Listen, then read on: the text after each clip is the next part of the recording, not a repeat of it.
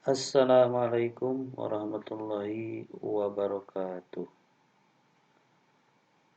Perkenalkan, nama saya Suryana, calon guru penggerak angkatan 4, unit kerja SD Negeri 4 Batu Jajar, Kabupaten Bandung Barat. Pada kesempatan ini saya akan memaparkan sebuah karya pemahaman saya terhadap demonstrasi kontekstual filosofi pendidikan Ki Hajar Dewantara mengenai aspek kepemimpinan yang tertuang dalam sebuah semboyan ing ngarsosung tulodo ing madia mangun karsa tuturi handayani dalam konsep merdeka belajar. Dalam pemaparan yang akan saya sampaikan melalui sebuah sistem yang terdiri dari input, proses, output, dan outcome yang bertujuan untuk dapat lebih memahaminya. Yang pertama adalah input. Dalam Merdeka Belajar terdiri dari 1. Guru sebagai pendidik yang berperan sebagai penuntun. Keduanya adalah peserta didik dengan kodratnya beserta kodrat alam dan zaman dalam relevansinya. Ketiga, sarana dan prasarana.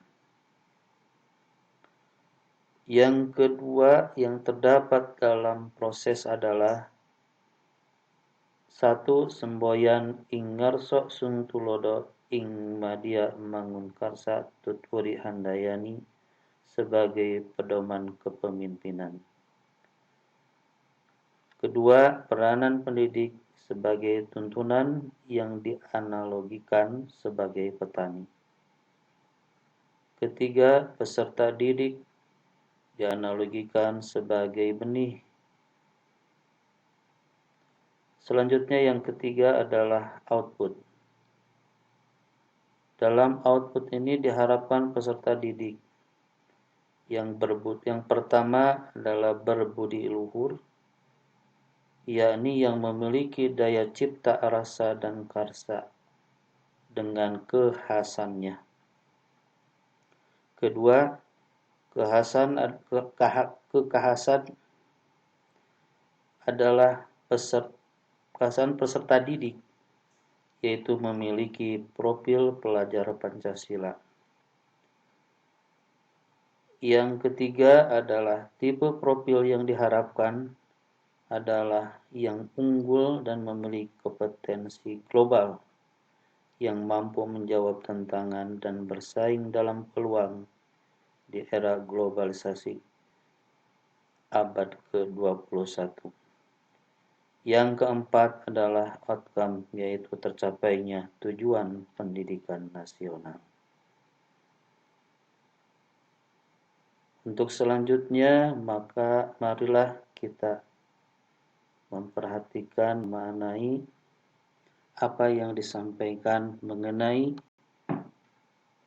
pemikiran-pemikiran Ki Hajar Dewantara dalam pendidikan dan pengertian pendidik dan mengajar.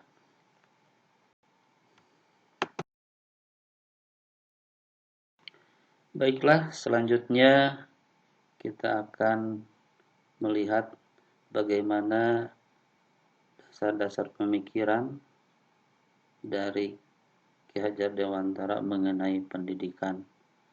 Maka beliau menyampaikan mengenai pengertian apa itu pendidikan, apa itu mendidik, dan apa itu mengajar.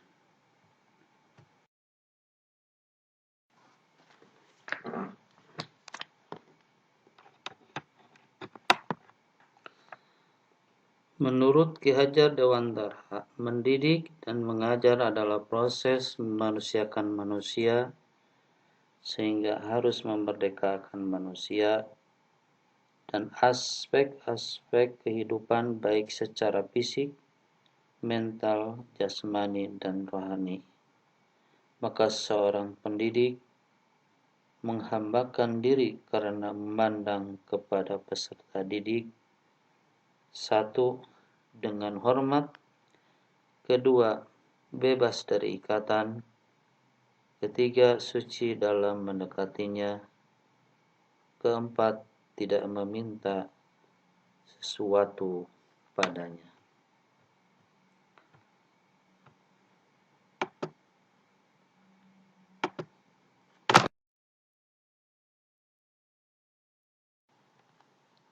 Marilah selanjutnya kita memperhatikan apa hakikat daripada pendidikan menurut Ki Hajar Dewantara. Hakikat pendidikan menurut Ki Hajar Dewantara adalah seluruh daya upaya yang dikerahkan secara terpadu untuk tujuan memerdekakan aspek lahir dan batin manusia. Maka, pendidikan dalam kegiatan menuntun dan ketika dilakukan pendidik berupaya untuk satu, memperhatikan kodratnya dengan menyesuaikan kodrat alam dan kodrat zamannya. Kedua, seorang pendidik berupaya untuk menciptakan situasi kondisi satu, situasi kondisi yang menyenangkan dan bahagia. Karena dengan kondisi yang menyenangkan dan bahagia dapat menimbulkan semangat dan terfokusnya peserta didik dalam menggali potensi kodratnya. Yang kedua, situasi dan kondisi yang dapat mengembangkan kodrat anak. Karena dengan menciptakan kondisi yang dapat mengembangkan kodrat anak, kodrat alam dan zaman diharapkan mampu berkembang dalam perannya baik sebagai makhluk individu maupun sebagai makhluk sosial untuk mengembangkan kodratnya yang relevansi dengan kodrat alam dan zamannya. Yang ketiga, mengupayakan untuk menjadikan ruang berlatih pada situasi kondisi. Karena dengan mewujudkan atau menciptakan ruangan untuk berlatih, maka akan terlatih panca inderanya, jasmani dan keinginannya para peserta didik untuk melatih daya cipta karsa dan rasa agar memiliki budi yang luhur. Yang keempat, menciptakan atau mewujudkan situasi dan kondisi memberikan kesempatan untuk berbagai kegiatan seperti diskusi, berelaborasi, berkolaborasi, sehingga menghasilkan karya dan mampu berunjuk.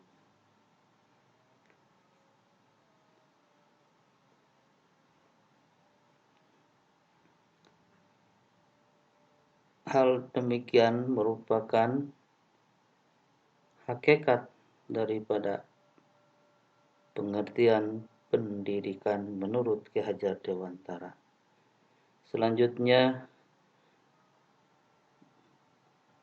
kita akan melihat apa yang menjadi tujuan pendidikan nasional sebagaimana tadi dalam pembukaan bahwa tujuan pendidikan nasional merupakan outcome dari input proses dan output.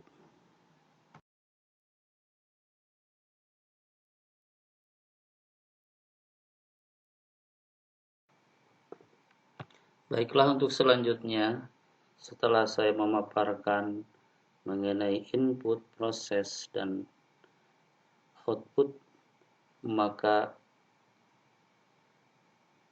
diakhiri dengan outcome, yaitu tujuan pendidikan nasional.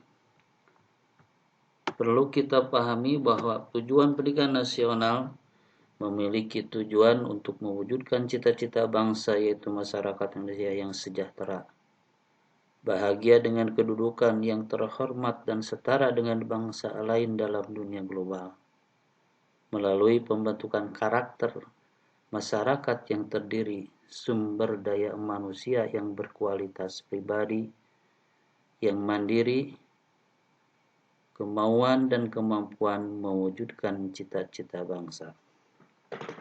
Maka melalui kepemimpinan pembelajaran dan kodrat peserta didik diharapkan dapat mewujudkan peserta didik yang berbudi luhur melalui daya cipta, rasa, dan karsa yang mampu menjawab tantangan dan berperan dalam peluang era globalisasi dan perubahan fundamental melalui kompetensi, globalisasi, dan perilaku nilai-nilai luhur Pancasila.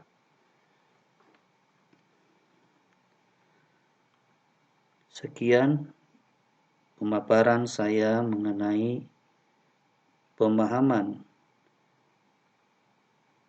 demonstrasi kontekstual filosofi pendidikan Ki Hajar Dewantara. Mohon maaf dari segala kekurangan dan kehilapan dalam menyampaikan pemahaman ini, dan berharap semoga bermanfaat, khususnya bagi saya, umumnya bagi para pendidik. Assalamualaikum warahmatullahi wabarakatuh.